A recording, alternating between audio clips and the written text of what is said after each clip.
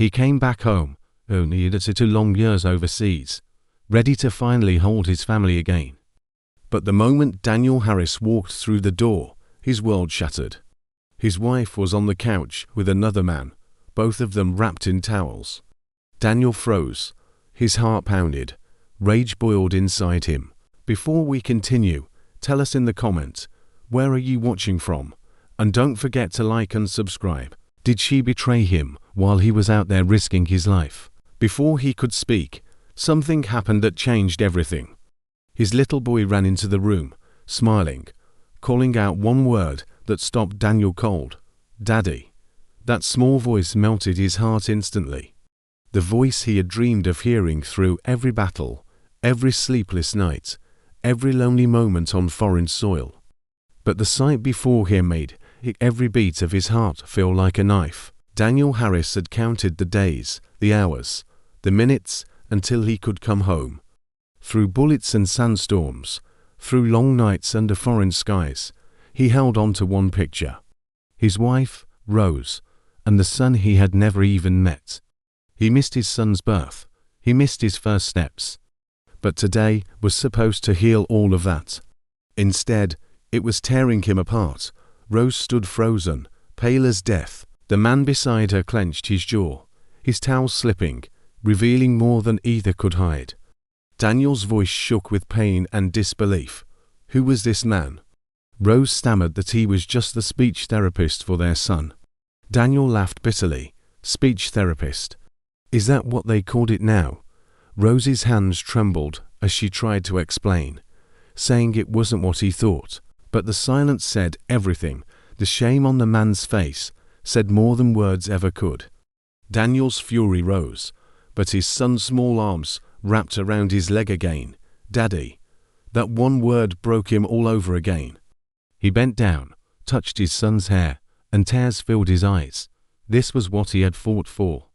But the doubt, the betrayal, and the pain wouldn't let him breathe. He looked at Rose and whispered, "Why? Why are you in a towel too?" Rose could not speak. The truth was written all over her face. Daniel's voice rose, trembling with pain. For how long her knees buckled. She broke down, sobbing. 4 years. The room spun. His son was only 2 years old. Daniel's world collapsed.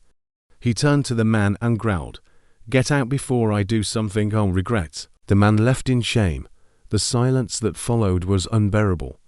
Rose cried, begging for forgiveness, but Daniel couldn't even look at her.